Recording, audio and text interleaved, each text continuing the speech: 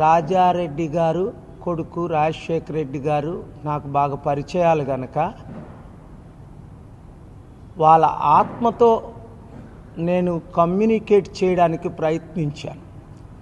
అంటే రాజారెడ్డి గారు, రాజశేఖర రెడ్డి గారు ఈరోజు బ్రతికుంటే షర్మిలాని ఏ విధంగా అడ్డుకునేవారు అన్న విషయం నాకు బయలుపడింది. రాజకీయాలు అంటేనే అతి దరిద్రం, మోస్ట్ కరప్షన్.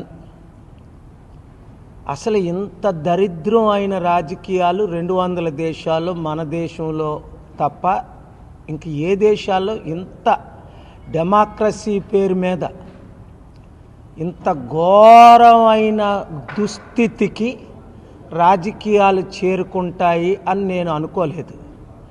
నిన్నట రోజున రాజారెడ్డి గారు, రాజశేఖర రెడ్డి గారు ఆత్మ తీవ్రంగా ఘోషిస్తుంది.